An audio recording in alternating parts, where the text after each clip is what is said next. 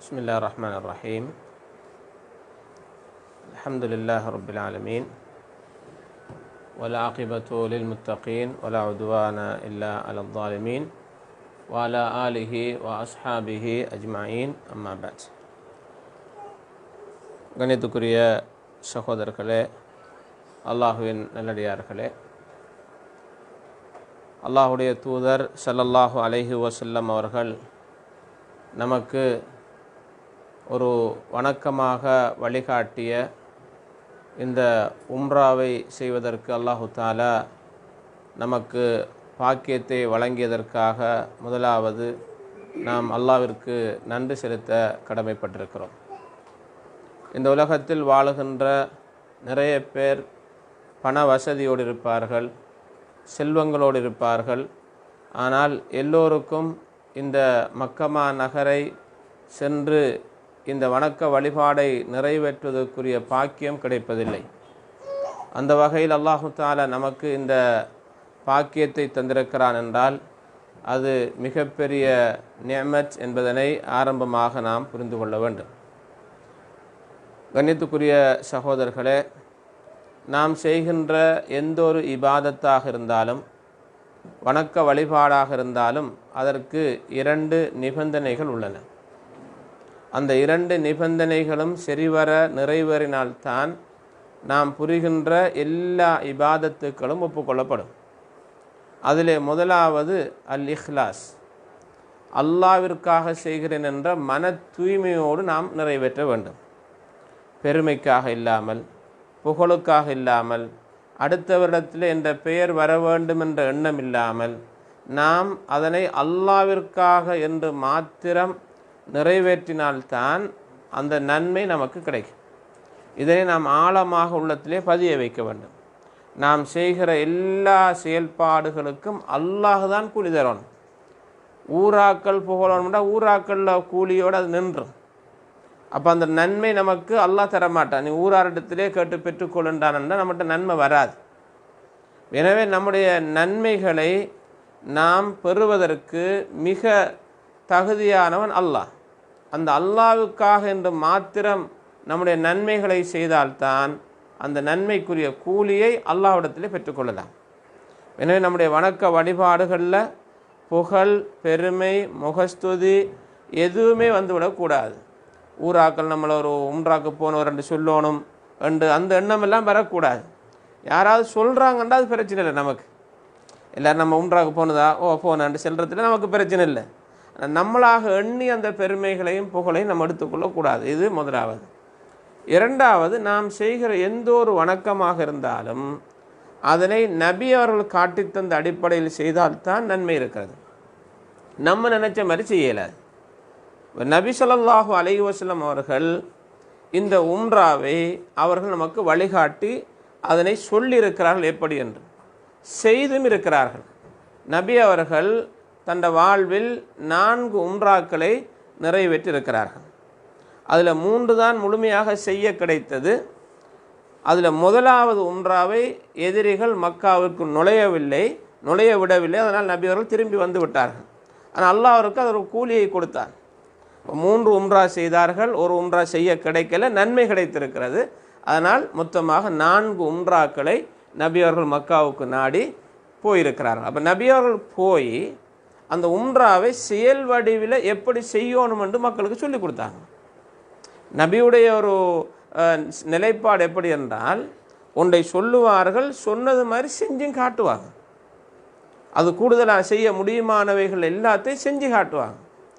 அப்போ அந்த செயல் வடிவில் ரசூல் ஸல்லல்லாஹு அலைஹி வஸல்லம் நமக்கு சொல்லி தந்திருக்கிற போது, நமக்கு நபி அவர்கள் வாயினால் இப்படித்தான் செய்ய வேண்டும் என்று நமக்கு அடையாளப்படுத்தியிருக்கிற போது, நம்ம நபி அவர்கள் சொன்ன மாதிரி செய்த மாதிரி நம்முடைய வாழ்வில் அந்த உம்ராவை செஞ்சால் தான் நன்மை கிடைக்கும். நம்ம நினச்ச மாதிரி ஒவ்வொரு ஆளும் சொல்கிற மாதிரி நம்ம செய்யக்கூடாது. ரசூலுல்லாஹ் எப்படி இந்த உம்ராவை செய்தார்கள் என்பதை முதலாவது நம்ம தெரிஞ்சு கொள்ளணும். அந்த அடிப்படையில் உம்ராவு செய்வதற்குரிய நன்மை என்ன? ஏன் நம்ம உம்ராவு போகணும்? எல்லோரும் போகிறாங்கன்னு நம்ம போகக்கூடாது. எல்லோரும் உம்ராவு போகிறாங்க, நம்மளும் உம்ராவு போவோம், காசை கட்டுவோம் என்றால் இல்லை. அவருடைய நன்மையை புரிந்து கொள்ள வேண்டும். ரசூல் ஸல்லல்லாஹு அலைஹி வஸல்லம் சொல்கிறார்கள், நாம் ஒரு உம்ராவை செய்தால் அடுத்த உம்ராவை செய்கிற 2 உம்ராவுக்கு இடைப்பட்ட நேரத்தின் காலத்துடைய பாவங்கள் மன்னிக்கப்படுகின்றன. ஒரு உம்ராவை செஞ்சுட்டு அடுத்த உம்ராவை செஞ்சோம்னா அதுக்கு இடைப்பட்ட பாவங்கள், சிறிய பாவங்கள் மன்னிக்கப்படும். அப்போ நம்முடைய பாவம் மன்னிக்கப்படுகிற ஒரு இபாதத், ஒரு சாதாரண இபாதத். நம்முடைய பாவங்கள் எல்லாம் மன்னிக்கப்படுகிற, சிறிய குற்றங்கள் மன்னிக்கப்படுகிற ஒரு இபாதத்தை நாம் செய்ய போகிறோம். அதற்காக நான் போகிறேன். அந்த எண்ணம் நம்மகிட்ட இருக்கு. நம்முடைய பாவம் மன்னிக்கப்படணும் என்றதுக்காக நான் போகிறேன் என்ற எண்ணம் இடத்திலே வர வேண்டும். விசேடமாக ரமலானில் உம்ரா செய்ய கிடைத்தால் அது ஒரு ஹஜ் செய்த நன்மை கிடைக்கும் என்று நபி அவர்கள் சொல்கிறார்கள். அந்த எண்ணம் நம்மள்கிட்ட வரணும். நீங்கள் அடிக்கடி நம்ம ஒரு தரம் உம்ரா போனீங்கன்னா அந்த ஆசை வரும், திரும்ப அடுத்த தரம் எப்போ போகிறேன். அப்போ அந்த அடுத்த உம்ராக்கள் இடத்துல ரமலானிலே ஒரு தரம் போகணும் என்ற எண்ணம் வரணும். ரமலானில் செஞ்சால் விசேட நன்மை, ஒரு ஹஜ்ஜி செஞ்ச நன்மை கிடைக்கும். வேறொரு அறிவிப்பு, என்னோடு ஹஜ்ஜி செய்த நன்மை கிடைக்கும் என்று நபி அவர்கள் சொல்கிறார்கள். உம்ரா செய்வதனால் நபி அவர்கள் சொல்கிறார்கள், தாபிஉ பைனல் ஹஜ்ஜி வல் உம்ரா, உம்ராவையும் ஹஜ்ஜையும் தொடர்ந்து செஞ்சு கொண்டே இருங்கள். அது உங்களுடைய பாவங்களை மன்னிக்கும், உங்களுடைய குற்றங்களை அது அழித்துவிடும் என்று நபி ஸல்லல்லாஹு அலைஹி வஸல்லம் அவர்கள் இந்த உம்ரா செய்வதனுடைய சிறப்புகளை, மகிமைகளை நமக்கு எடுத்துரைத்திருக்கிறார்கள். எனவே நம்ம இந்த உம்ராவுடைய நன்மைகள் நமக்கு தெரியணும். வேறொரு அறிவிப்பில் ரசூல் ஸல்லல்லாஹு அலைஹி வஸல்லம் சொல்கிறார்கள், இந்த உம்ரா ஹஜ் இரண்டையும் நிறைவேற்றுகிற போது அல்லாஹ் அவருக்கு கூலியாக சுவர்க்கத்தை கொடுப்பான் என்று சொல்கிறார்கள். ஹஜ்ஜோட சேர்ந்து வரக்கூடிய உம்ராவாக இருக்கும். எனவே சுவர்க்கம் கிடைக்கிற, பாவங்கள் மன்னிக்கப்படுகிற ஒரு முக்கியமான ஒரு இபாதத்தை நபி ஸல்லல்லாஹு அலைஹி வஸல்லம் வழிகாட்டுகிறார்கள். ஆயிஷா ரலியல்லாஹு அன்ஹா அவர்கள் கேட்கிறார்கள், அல்லாஹ்வுடைய தூதரே, மக்கள் ஜிஹாதி செய்து நன்மையை பெறுகிறார்கள் ஆண்கள், பெண்களுக்கு அதில் ஏதாவது இருக்கிறதா என்று கேட்கிறார்கள். ஜிஹாதுடைய நன்மை என்பது உயர்ந்த நன்மை. அது இஸ்லாமிய நாடாக இருந்து அந்த இஸ்லாமிய நாட்டினுடைய சட்டத்தின் பிரகாரம் இஸ்லாம் அனுமதிக்கிற அந்த வகையில் கண்ட மாதிரியாக அல்ல, இஸ்லாமிய வரையறையோடு செய்யப்படுகிற, இஸ்லாமிய நாடாக இருந்து செய்யப்படுகிற அதற்கு பெரிய நன்மை இருந்திருக்கிறது. அதுக்குரிய நன்மை சில விடயங்களை நபி அவர்கள் அடையாளப்படுத்துகிறார்கள். உன்னோட உம்மாவும் பாப்பாவும் உயிரோடு இருந்தால் அவர்களுக்கு பணியுடை செய்து அந்த ஜிஹாதுடைய நன்மையை பெறு என்கிறார்கள். வேறொரு ஹதீஸில் ரசூல் ஸல்லல்லாஹு அலைஹி வஸல்லம் சொல்கிறார்கள், இந்த ஜிஹாதுடைய நன்மையை நமக்கு கிடைக்க வைக்கிற ஒரு இபாதத்து தான் ஹஜ்ஜையும் உம்ராவையும் செய்வதாகும். நபி அவர்கள் சொல்கிறார்கள், உங்களுக்கு கொலை இல்லாத, இரத்தம் சிந்தாத ஒரு பாரிய நன்மை உள்ள ஜிஹாத் இருக்கிறது என்று சொல்லிவிட்டு சொன்னார்கள். அதுதான் உம்ராவும் ஹஜ். பெரிய நன்மை அது. உம்ரா ஹஜ் என்பது அல்லாஹ் கொடுக்கிற மிகப்பெரிய நன்மையும் பாக்கியமாகும். அப்போ நம்ம என்னத்துக்கு உம்ரா செய்ய போகிறோம் என்றால், நாம் நம்முடைய பாவங்கள் அழிக்கப்பெறுவதற்காக, அந்தஸ்துக்கள் உயர்த்தப்படுவதற்காக, சுவர்க்கத்தை அல்லாஹ் எனக்கு தருவதற்காக, அல்லாஹ் வாக்களித்திருக்கிற நன்மைகள் எனக்கு வழங்கப்பட வேண்டும், அதற்காகத்தான் நான் உம்ராவுக்கு நியத்து வைத்திருக்கிறேன் என்ற எண்ணம் நம்முடைய உள்ளங்கடத்திலே ஆழமாக பதிய வேண்டும். கண்ணியத்துக்குரிய சகோதரர்களே, சகோதரிகளே, இந்த உம்ராவை செய்வதற்காக நியத்து வைத்த நாம் இஹ்ராமை அவர் அணிந்து கொள்வார். இஹ்ராம் அணிவதற்கு முதல்ல மனங்களை பூசலாம். இஹ்ராம் அணிஞ்சதுக்கு பிறகு அந்த மனத்தை பூசக்கூடாது. அந்த இஹ்ராத்திலேயோ இஹ்ராம் அணிஞ்சதுக்கு பிறகோ நம்ம என்ன செய்யக்கூடாது, அந்த மனத்தை பூசக்கூடாது. உடம்பில் மனத்தை பூசிக்கொள்ளலாம். பூசியதற்கு பிறகு அந்த இஹ்ராமை அணிந்து கொள்வார். இஹ்ராம் அணிந்ததற்கு பிறகு அதற்கென்று விசேடமான ஒரு சுன்னத்து தொழுகை கிடையாது. அதுக்கென்று விசேடமான ஒரு சுன்னத்து தொழுகை இல்லை. நம்ம ஒரு பள்ளியில் போயிட்டு இஹ்ராம் அணிகிறோம், அங்கே குளிக்கிறோம், அங்கே ஒளி செய்கிறோம். விரும்பினால் உளுவுடைய சுன்னத்தாக நம்ம தொழுது கொள்ளலாமே தவிர உம்ராவுக்கென்று இஹ்ராமுக்கென்று இல்லை ஒரு சுன்னத்தான தொழுகை 2 ரக்காத் தொழணும்ன்றது இல்லை. எனவே இதையும் நாம் கவனத்திலே கொள்ள வேண்டும். இப்போ நம்ம இந்த இஹ்ராமை கட்டி அணிந்துட்டோம் என்று சொன்னால், அணிந்து நமக்கு ஒரு எல்லை வரும், மீகாத்துன்ற எல்லை வரும். அதனை நம்முடைய நாட்டிலிருந்து போகும்போது ஃப்ளைட்டில் உங்களுக்கு அறிவிப்பார்கள். அந்த இடத்தில் வைத்து நாம் இந்த உம்ராவுடைய வணக்க வழிபாட்டுக்குள் நுழைகிறேன் என்ற அந்த நீயத்தை வெளிப்படுத்த வேண்டும். அந்த நீயத்தை எப்படி வெளிப்படுத்த வேண்டும் என்றால், லப்பைக்க உம்ரத்தன், எப்படி லப்பைக்க உம்ரத்தன், லப்பைக்க உம்ரத்தன் என்று உங்களோட நீயத்தை நீங்கள் வாயால் வெளிப்படுத்துவீங்க. அப்போ இதை நம்ம வெளிப்படுத்தி அந்த அறிவிப்பு செய்வாங்க, கூட்டிகிட்டு போகிறவங்க சொல்லுவாங்க, ஹாஜி உம்ராவுக்கு வந்திருக்காங்க எல்லாரும் நீயத்தை வச்சு கொள்ளுங்கன்னு சொன்ன உடனே லப்பைக்க உம்ரத்தன்னு சொல்லி தருவாங்க. அதை நம்ம சொல்லுவாங்க. அதோடு நம்ம உம்ராவுடைய கடமைக்கு உள்ளுக்கு ஆகிறோம். இலங்கையில் வச்சு வராது கடமை. அப்போ நான் போகிற ஆகாயத்தில் போகக்குள்ள என்ன செய்வாங்க, நமக்கு சொல்லுவாங்க. அப்போ அந்த இடம் வருகிற போது அறிவித்தா அப்போ தான் நம்ம இபாதத்துக்கு உள்ளுக்கு ஆகிறோம். உள்ளுக்கு ஆனம் என்றால் அதற்கு பிறகு நம்ம செய்ய வேண்டிய சில இபாதத்துக்கள் இருக்கிறது. அதில் முதலாவது நம்ம தல்பியா சொல்ல வேண்டும். தல்பியா என்பது உங்களுடைய அதில் எழுதப்பட்டிருக்கிறது. நான் நீயத்து வைத்ததற்கு பிறகு லப்பைக் அல்லாஹும்ம லப்பைக் லப்பைக லா ஷரீக லக லப்பைக் இன்னல் ஹம்த வன் நிஅமத லக வல் முல்க் லா ஷரீக லக் என்ற இந்த தல்பியாவை ஆண்கள் சத்தமாக சொல்ல வேண்டும். நம்ம முடியுமான வரைக்கும் சத்தமாக சொல்கிறது. இந்த சத்தத்தை கேட்கிற இடங்களெல்லாம் மறுமையில் நமக்கு வந்து சாட்சி சொல்லும்.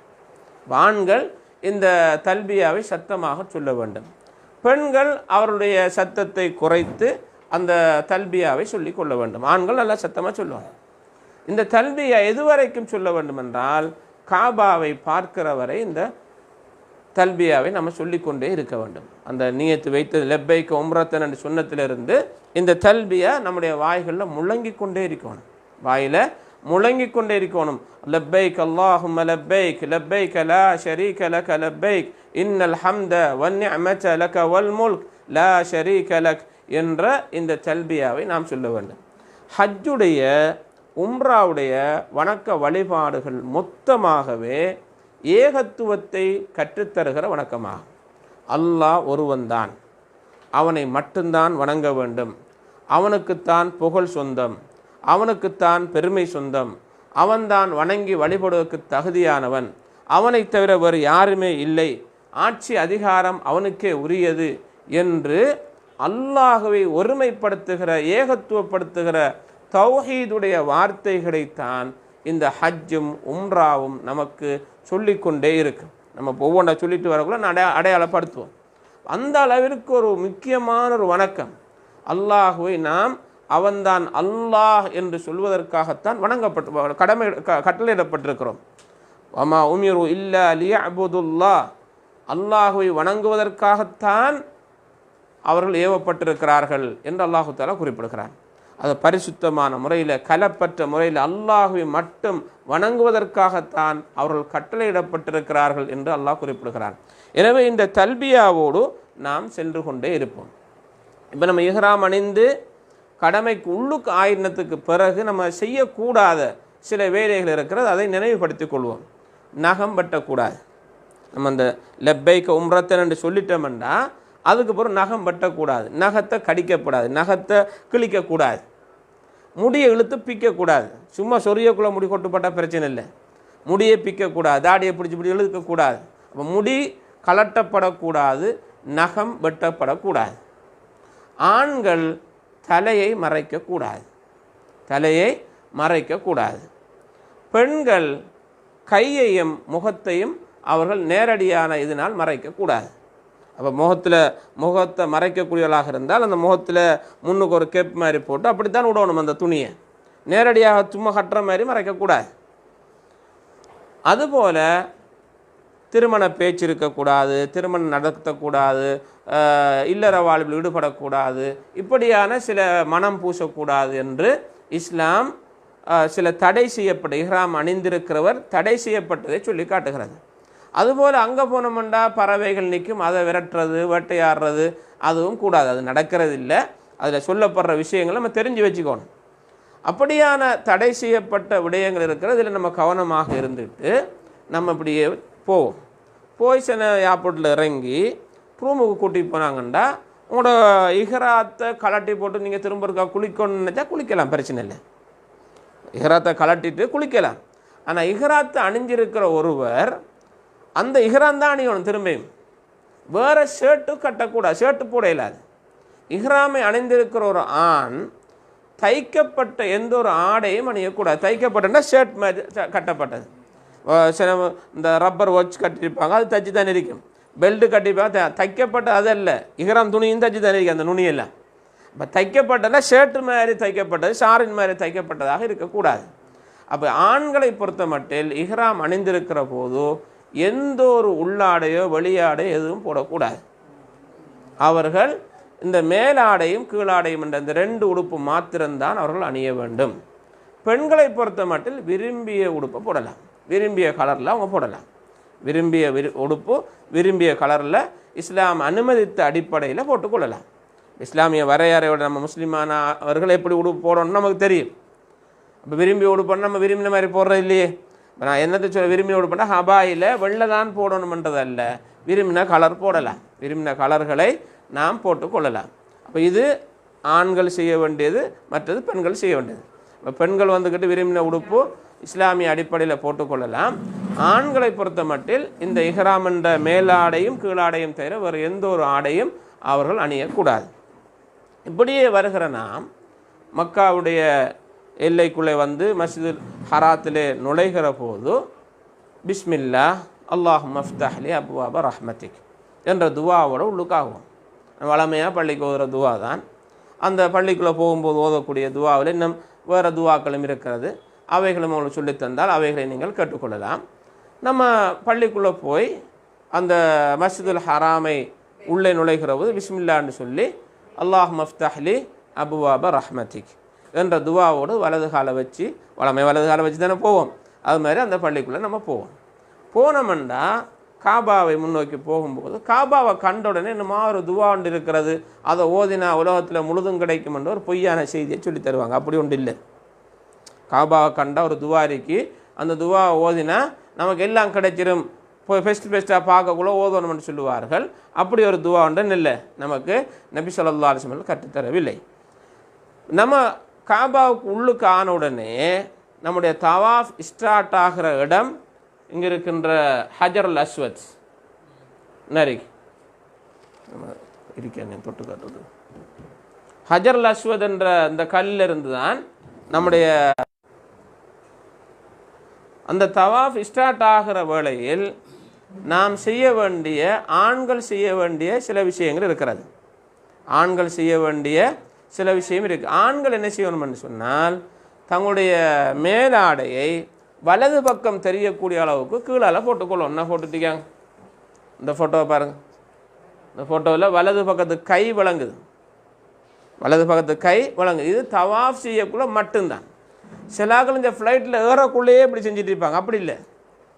சிலாக்கள் அந்த அந்த இஹ்ராம் அணிஞ்சத்திலிருந்து நீங்கள் அவங்க மக்காவிலையும் பார்க்கலாம், இப்படியே சுற்றுவாங்க. இந்த மாதிரியே நான் போய் வந்திருக்காங்க தெரியும், இப்படியே சுற்றுவாங்க.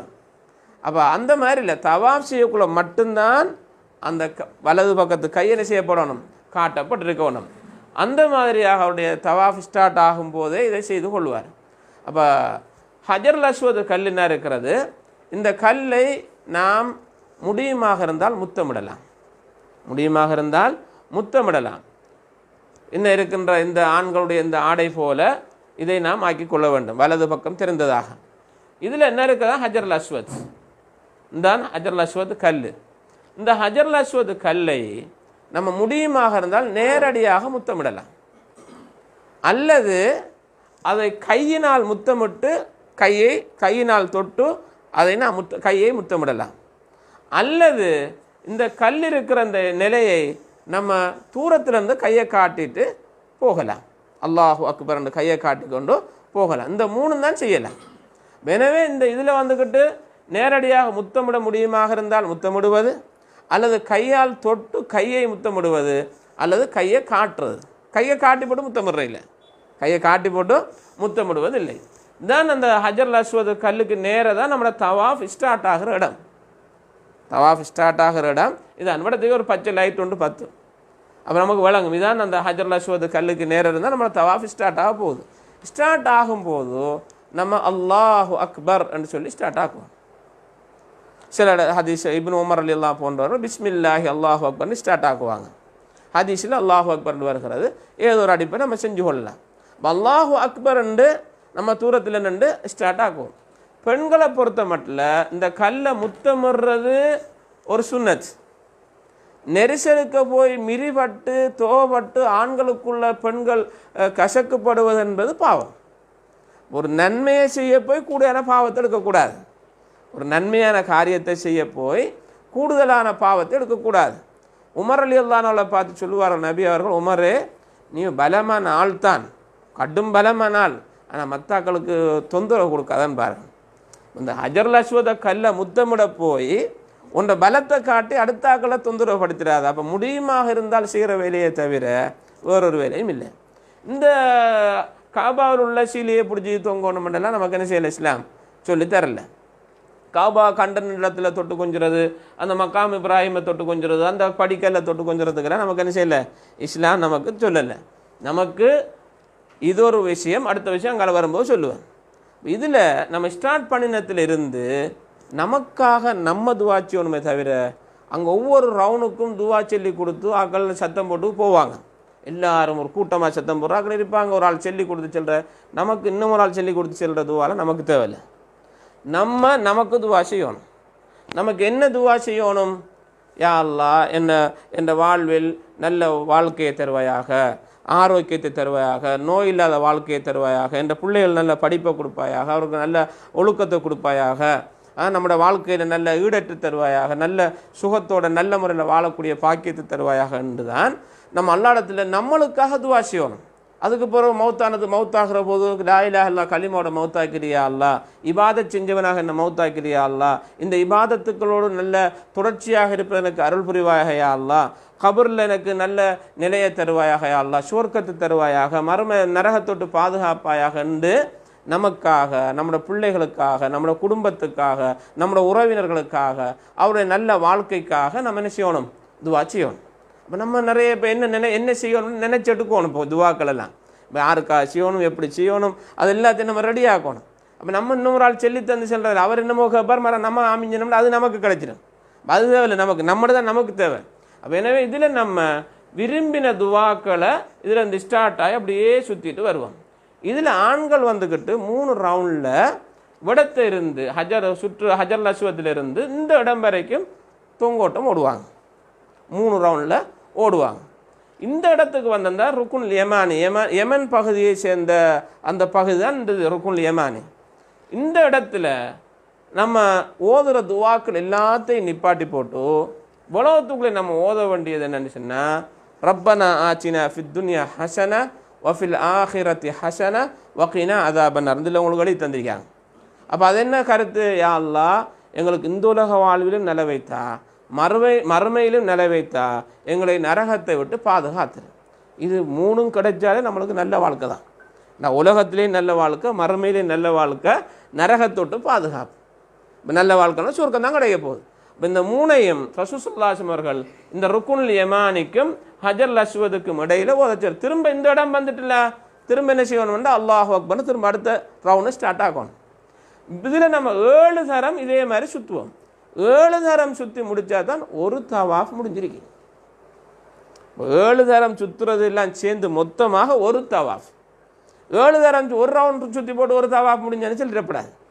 7 தரத்திலும் நம்ம சுற்றி முடிஞ்சதுக்கு பிறகு நம்மளோட ஒரு தவாஃப் முடிஞ்சிச்சு. ஒரு ஒன்றாக ஒரு தவாஃப் தான். தவாஃப் முடிஞ்சிட்டா முடிகிற டைமில் நம்ம அல்லாஹ் அக்பர் செல்ல தேவையில்லை. இந்த இடத்துல வந்து அதுக்கு பிறகு நம்ம என்ன செய்வோம்டா, போய் இடத்துக்கு மக்காம் இப்ராஹிம் இருக்கிறது, அந்த மக்காம் இப்ராஹிம் அடியை போய் நம்ம என்ன செய்வோம், அதுக்கு அதுக்கு பக்கத்தில் தொழணும்னா தொழுவது அதில் அதுக்கு எங்கேயாவது இடத்துல கொஞ்சம் மக்களுடைய தவாஃபுக்கு அடுத்தவர்களுக்கு டிஸ்டர்ப் இல்லாமல் அந்த இடத்துல போய் நம்ம என்ன செய்வோம், 10 ரக்காத் தவாஃபுடைய சுன்னத்து தொழுவோம். தவாஃபுடைய 10 ரக்காத் சுன்னத்து தொழுவோம். அதில் எங்கே இருக்கு நரிக்கு இதான் மக்காம் இப்ராஹிம் இடத்துக்கு நம்ம என்ன செய்வோம். இதுக்கு நீங்கள் எங்கேயும் தொழலாம். இது நீங்கள் எங்கேயும் பள்ளியிலேருந்து பள்ளிக்கு வெளியேயும் வரலாம், பிரச்சனை இல்லை. கடும் க்ரௌடாக இருந்தால் இதிலிருந்து வெளியே வந்து மேலுக்கு வரையும் என்ன செய்யலாம், நம்ம தொழுது கொள்ளலாம். அதில் நம்ம என்ன செய்து கொள்வோம், தொழுது கொள்வோம். அதில் ஓத வேண்டிய சூரத்துல் ஃபாத்திஹா, அல்ஹம்துலில்லாஹி ரப்பில் ஆலமீன். 2வது அந்த சூரத்துல் ஃபாத்திஹா ஓதணும் குல்லியா அய்யுஹல் காஃபிரூன், அதுவும் ஏகத்துவத்தை தான் சொல்லும். 2வது ரக்காத்தில் அல்ஹம்துலில்லாஹி ரப்பில் ஆலமீன் ஓதின பிறகு குல் ஹுவல்லாஹு அஹத், அது ஏகத்துவத்தின் மொத்த அத்தியாயம் அதான். அப்படியான 2 அத்தியாயத்தை ரசூல் ஸல்லல்லாஹு அலைஹி வஸல்லம் நமக்கு ஓதுமாறு சொல்லியிருக்கிறார்கள். இந்த இது முடிஞ்சால் நம்மளோட தவாஃப் முடிஞ்சு, சுன்னத்து முடிஞ்சால் தவாஃப் முடிஞ்சு. இந்த தவாஃபில் சில சில வேலைகள் நடக்கும், அதை நம்ம சுட்டி காட்டிட்டு போவோம். ஒன்று, தவாஃப் செஞ்சிட்டு இருக்கும்போது செய்வதற்கு ஸ்டார்ட் ஆகும்போது நம்ம உளுவோடு இருக்கணும். தவாஃப் ஸ்டார்ட் ஆகும்போது உளு செஞ்சு சுத்தமாக இருக்கணும். அப்போ உங்களுக்கு எப்படியும் அவங்க ரூமில் இருந்து உளு செஞ்சு தான் கூட்டிகிட்டு வருவாங்க. உளு செஞ்சிட்டு ஸ்டார்ட் ஆகி நம்ம தவாஃப் செஞ்சிட்டு இருக்கக்குள்ள இடையில உளு முறிந்தால் அது நமக்கு பிரச்சனை இல்லை. பெரும்பான்மையான அறிஞருடைய கருத்தின்படி பிரச்சனை இல்லை. ஆரம்பிக்கும் போது உளுவாக இருக்கும், உளுவோடு இருக்கணும். இப்போ உங்களுக்கு இப்போ நீங்கள் உளு முறிய திரும்ப வெளியில் போய் நம்மளோட பள்ளி மாதிரி இல்லை. அது வெளியில் போகிறதுக்கு ஒரு மணித்தேலம் பிடிக்கும், திரும்ப வாரத்துக்கு ஒரு மணித்தேலம் பிடிக்கும். உங்களுக்கு வந்தாக்கள்லாம் பேத்துடுவாங்க மதா. எனவே அந்த இஸ்லாமிய அறிஞருடைய பெரும்பான்மையானுடைய கருத்தின்படி இது ஒரு தொழுகையை போன்ற ஒரு வணக்கமாக இருந்தாலும், தவாஃப் என்பது தொழுகையை போன்ற ஒரு வணக்கம் தான். ஆனால் தொழுகையில் பேசலாது, தவாஃபில் பேசிக்கலாம், என்ன தேவைன்னா கேட்டுக்கலாம். அப்படியான ஒரு இபாதத். அது ஆரம்பிக்கும் போது நம்ம உளுவோடு இருக்கணும். நம்ம அதுக்காக என்ன செய்வோம், நம்மளோட உளு முறியாத அளவுக்கு நம்ம பாத்ரூம் போய் டாய்லெட் போய் நம்முடைய தேவைகள்லாம் முடிச்சுட்டு உளு செஞ்சுட்டு கிளியராக வந்தால் அல்ஹம்துலில்லாஹ் நமக்குடைய உளு இருக்கும் இன்ஷா அல்லாஹ். நடந்தால் அப்படி ஏதாவது நடந்துட்டேன்னு சொன்னால் நம்ம அதை கவலைப்பட தேவையில்லை. அப்போ இது முதலாவது. ரெண்டாவது, நீங்கள் தவாஃப் செஞ்சிட்டு இருக்கக்குள்ள சில நேரம் தொழுகைகள் குறுக்க இருக்கும். ஒன்று லோஹர் தொழுகிறதுக்கு ஸ்டார்ட் ஆயிடுவாங்க, பாங்கு செல்லிடும், அல்லது அசர் தொழுகிற டைம் ஆகும், அல்லது மகரிபுடைய டைம், அல்லது எஸ்ஆர் ஏதோ ஒரு தொழுகை வந்தால் நீங்கள் அதே இடத்துல சஃப்ல நின்று அந்த பரலான தொழுகையை நிறைவேற்ற வேண்டியதுதான். நீங்கள் இப்போ முதலாவது ரவுண்ட்லேயே உங்களுக்கு இப்படி போகக்குள்ள வடத்தலை போகக்குள்ள பாங்கு சொல்லி காமிச்சில் பாருங்க, இந்த இடத்துல சஃப் ஆக வேண்டியதான். சஃப்ல நின்று தொழுது போட்டு திரும்ப அப்படியே வர வேண்டியது, திரும்ப ஒன்றுமில்லை. அது நீங்கள் ரெண்டாவது ரவுண்ட்லன்னா ரெண்டாவதுலேருந்து அது போயிட்டு இருக்கும், திரும்ப செய்கிற இல்லை. அது நீங்கள் எவ்வளத்தை விட்டீங்களோ விட்டத்திலிருந்து போகிறது தான். அது நம்ம இடையில இந்த தொழுகைக்குள்ள என்ன செஞ்சு கொண்டோம், சேர்ந்து கொண்டோம். அதுபோல் பரலு தொழுது முடிஞ்சது பிறகு அஸ்ஸலாத்து அலல் மையீத்துன்னு சொல்லுவாங்க, ஜனாசா தொழுக போகிறோம்னு சொல்லுவாங்க. அப்போ அதுக்கும் நீங்கள் கலந்தோன்னு தொழுதுக்கலாம். அப்போ அடுத்த தக்பீரை காட்டுவோம், நம்மளும் தக்பீரை காட்டி ஜனாசா தொழுது போட்டு துவா செஞ்சு விட்டு திரும்ப ஸ்டார்ட் பண்ணி போகிற வழியில் அப்படியே போயிட்டு இருக்க வேண்டியதான். எனவே இது நமக்கு குறுக்க இருப்பதனால நம்மளோட தவாஃபுக்கு என்ன செய்யாது, இடைஞ்சல்களோ தவாஃப் என்ன இது நம்ம தவாஃப் செஞ்சுருக்க விட்றாங்களும் இல்லை போகிறதுக்கு நம்ம கவலைப்படத்தில்லை. அதோடு சேர்ந்து இபாதத்தொன்று கிடைச்சிருக்கு தவாஃப் செய்யக்குள்ள அல்ஹம்துலில்லாஹ் இதையும் சேர்த்து நன்மையை பெற்று போவோம்னு சொல்லி நம்ம அதை தொடர்ந்து தொழுது போட்டு செஞ்சுட்டு போக வேண்டியதான். அதுபோல் வயசான ஆக்கள் இருப்பாங்க, கஷ்டமான ஆக்கள் இருப்பாங்க. ஒரு 4 ரவுண்ட் சுற்றிட்டு வரக்குள்ள சரியாக கால் கடுக்குது, கொஞ்சம் தள்ளி வந்து இருக்க வேண்டியதான். இருந்து போட்டு ஒரு 10 நிமிஷம் இருந்தோம் மறுபடியும் ஸ்டார்ட் பண்ண வேண்டியது 5ஆவது. அதெல்லாம் ஒரு பிரச்சனை இல்லை. நீங்கள் முடிச்சு போட்டு தான் இருக்கணும். நம்ம இது என்ன செஞ்சாலும் இந்த தவாஃப் முடிச்சாகணுமன்றதெல்லாம் இல்லை. நமக்கு முடியுமென்னு சொன்னால் முழுதையும் மொத்தமாகவே முடிச்சிடுறது. ஏழாத ஆக்கள், கஷ்டமான ஆக்கள், நடந்துட்டு போகல கால் வலிக்குது, அதை கொஞ்சம் சொட்டுக்கு ஒரு 5 நிமிஷம் இருந்தால் தான் நமக்கு என்ன செய்யும், கொஞ்சம் ரெஸ்ட்டாக இருக்குமென்னு சொன்னால் இது இங்கே பிரச்சனை இல்லை. இருந்து போட்டு மறுபடியும் விட்டு போங்க. அது நீங்கள் உங்களை குரூப்போட போகிறா கூட கவனமாக இருந்துக்கணும். இந்த ஆக்களையும் விட்டுக்கப்படாது. நீங்கள் மட்டும் இருந்தீங்கன்னு சொன்னால் மறு அடுத்த தடவை போகக்கூட கொஞ்சம் சிக்கலாயிடும். அப்போ அதனால் அப்படி ஏதாவது உங்களுக்கு சந்தர்ப்பம் தேவைப்பட்டால் நீங்கள் இருந்து மறுபடியும் என்ன செய்யலாம், அதில் ஒரு தடை ஒன்று இல்லை. அப்போ நீங்கள் இந்த தவாஃப் செஞ்சுட்டு நம்ம சுன்னத்து தொழுவோம் தானே, தவாஃபுடைய சுன்னத்து தொழும்போதோ அல்லது ஃபர்லான தொழுகைகள் தொழுவும் போதோ இந்த இதை மூடிடணும். எதை, தோலை, இந்த வலது பக்கம் தோல் இருக்கும் தானே, அந்த இடையில இப்போ 2வது தவாஃப் 3வது தவாஃபில் போகல ஒரு தொழுகை வந்துட்டு ஜமாத்தை தொலை போகிறாங்க, லோஹரோ அசரோ மாதிரி பேஷாவோ, டக்குன்னு இதை மூடிடணும். தொலைக்குள்ளே தோல் திறந்திருக்கப்படாது, தொலைக்குள்ளே என்ன செய்யப்படாது, தோல் இதெல்லாம் ஆண்களுக்குரியது தான். தொலைக்குள்ளே தோல் திறந்து அப்போ டக்குன்னு மூடி போட்டு தக்பீரை கட்டணும், அல்லாஹு அக்பர் அப்படின்னு தக்பீரை கட்ட வேண்டியதான். தொழுகிற டைமில் இப்படி தானே இருக்கும், இதே மாதிரி தான் இருக்கும். தொழுகிற டைமில் இந்த துண்டு மட்டும்தான் இமாம் நிற்கக்கூடிய இடமா இருக்கும், அங்கே ஒருத்தர் நிற்க மாட்டாங்க, அந்த இதில் தான் இமாம் நிற்பார். சரியா? அப்போ இதே மாதிரி தான் இருக்குது இந்த தொழுகிற டைம். அப்போ இதுக்குள்ளே நம்ம எங்கே தவாஃப் செய்கிற சுற்றுறதுக்கு இடம் இல்லை, நம்மளும் நின்று தொழ வேண்டியது. அது நம்மளுக்கு ஒரு பிரச்சனை இல்லை, அதில் ஒரு பிரச்சனை இல்லை. அப்போ நம்ம சுன்னத்தான தொழுகை தொழுகும் போதும் இடையில நம்மளோட ஃபர்லான தொழுகை வரும்போதும் தோலை மூடிக்கொள்ளணும். திரும்ப ஸ்டார்ட் ஆகக்கூட நம்ம தோலை திறந்து மேலே தூக்கி போட்டுவிட்டு நம்ம ஸ்டார்ட் ஆகி போக வேண்டியது. தவாஃப் முடிச்சிட்டோம், சுன்னத்தும் தொழுதுட்டோம். இப்போ நம்ம போவோம் ஜம்சம் தண்ணியை குடிக்கிறது. நல்லா வயிறு நிறைய தண்ணியை குடிக்கும். ஜம்சம் தண்ணி என்றது நபி அவர் சொல்கிறார்கள், அது ஒரு உணவாகும், பசித்தவருக்கு உணவாகும். நோயாளிக்கு நோய் நிவாரணமாகும். யார் என்ன நோக்கத்துக்காக குடிக்கிறோம் அந்த நோக்கம் நிறைவேறும். பசித்தவருக்கு சாப்பாடாம் குடித்தா பாருங்கள் இன்ஷா அல்லாஹ் ஒரு பசி நீங்கிற மாதிரி தான் இருக்கும். பசித்தவருக்கு உணவாகவும் நோயாளிக்கு நோய் நிவாரணியாக மருந்தாகவும் நம்ம என்ன நோக்கத்துக்காக அந்த தண்ணியை குடிக்கமோ அந்த நோக்கம் நிறைவேறக்கூடியதாகவும் இருக்கும் என்று ரசூல் ஸல்லல்லாஹு அலைஹி வஸல்லம் சொல்கிறார்கள்.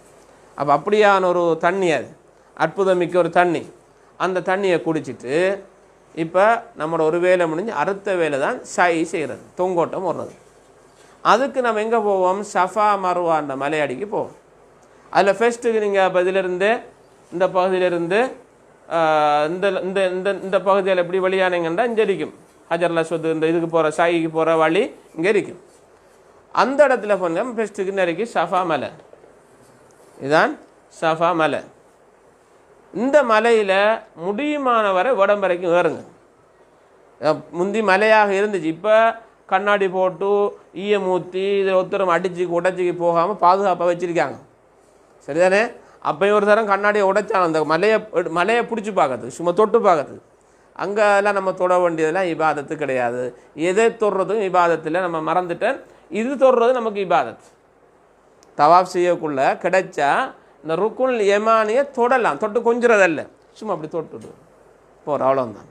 இப்போ நமக்கு தொடுறது வந்துக்கிட்டு ஹஜர் அஸ்வதை தொட்டு கொஞ்சலாம், இதை வந்துக்கிட்டு தொடலாம், அவ்வளோதான். இதை வந்துக்கிட்டு நம்ம தொடலாம், இவ்வளவுதான் நமக்கு என்ன இருக்கு இபாதத்தில் உள்ளது. வேறு அங்கே தொட்டு கொஞ்சிறத்துக்குரிய இது ஒன்றும் இல்லை.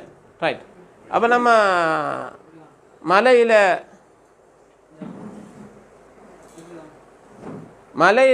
நம்ம ஏறி சஃபா மலையில் ஏறி இங்கே நின்று ஒரு குர்ஆன் வசனம் உங்களுக்கு போட்டிக்காங்க. இன்ன சஃபா வல் மர்வத மின் ஷஆஇரில்லா என்ற அந்த குர்ஆன் வசனத்தை போட்டிக்க, அதை நம்ம ஓதிக்கணும்.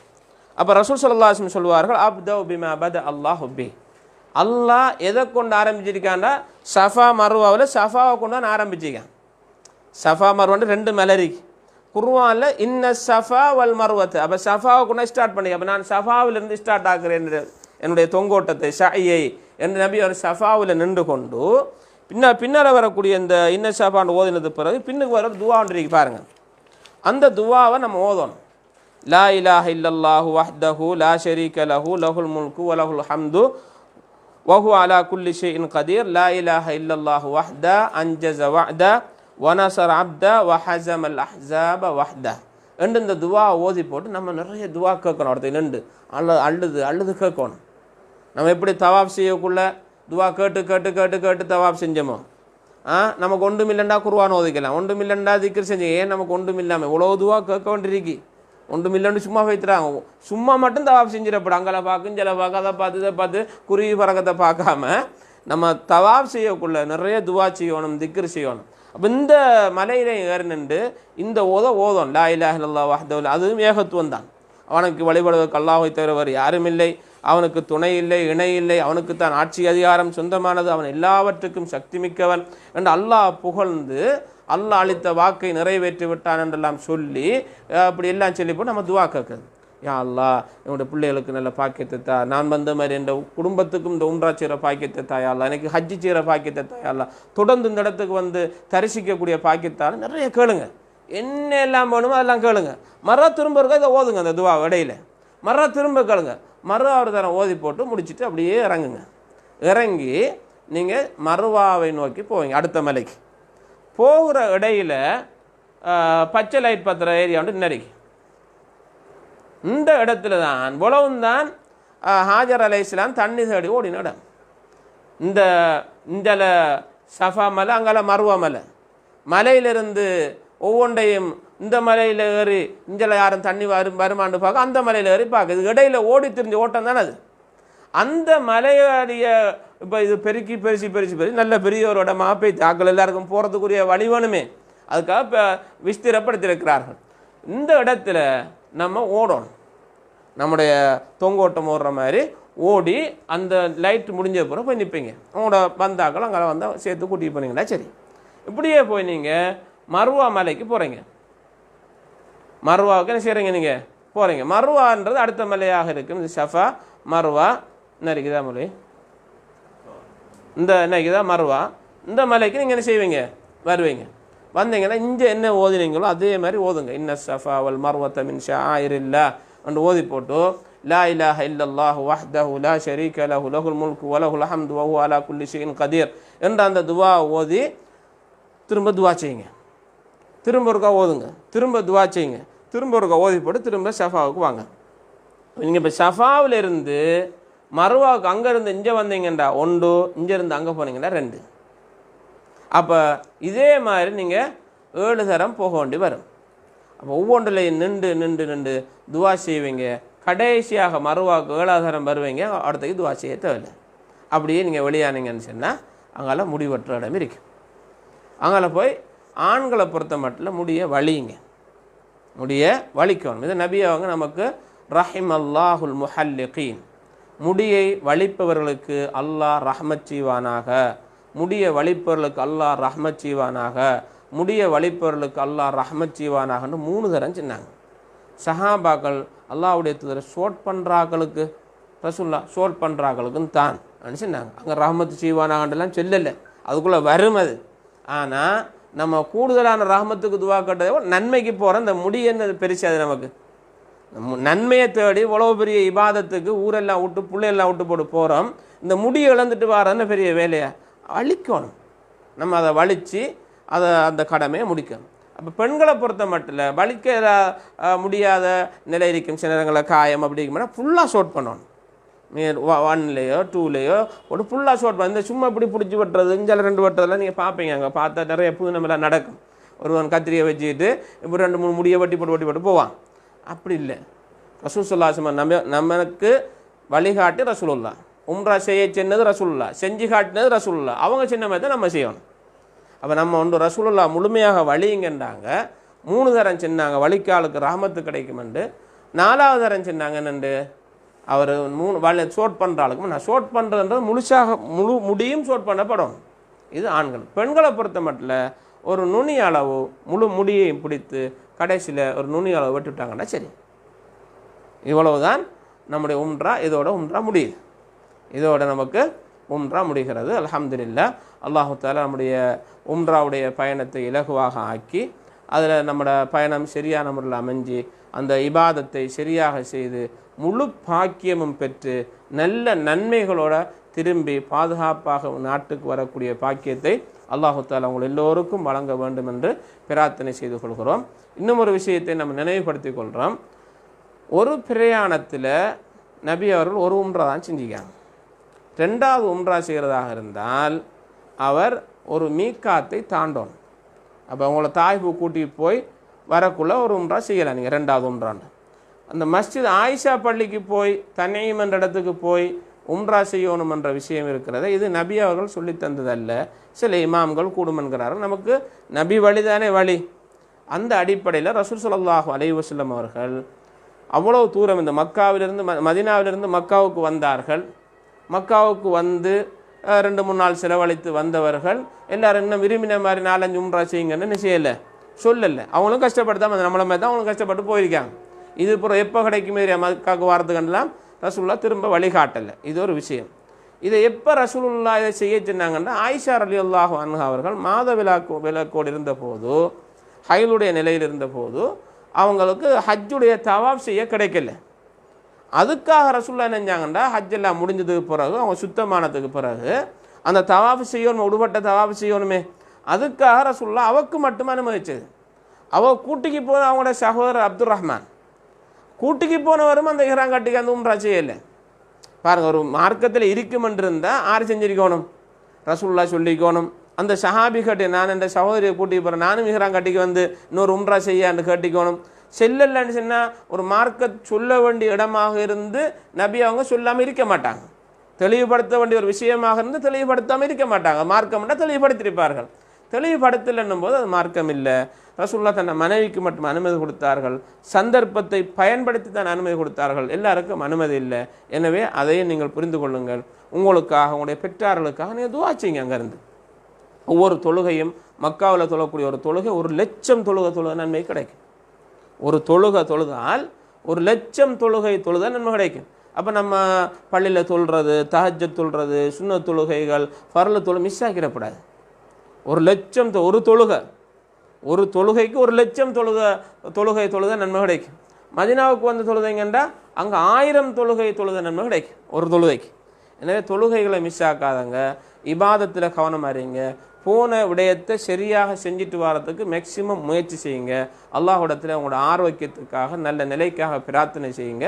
வல்லவன் அல்லாஹு தஆலா உங்களுடைய வாழ்வில் நல்ல நிலையை தர வேண்டும். உங்களுடைய உம்ராக்களை ஏற்றுக்கொண்டு அல்லாஹு தஆலா உங்களுக்கு நற்பாக்கியத்தை வழங்க வேண்டும் என்று வேண்டி விடைபெறுகிறேன். வ ஆஹிரு தஅவானா அல்ஹம்துலில்லாஹி.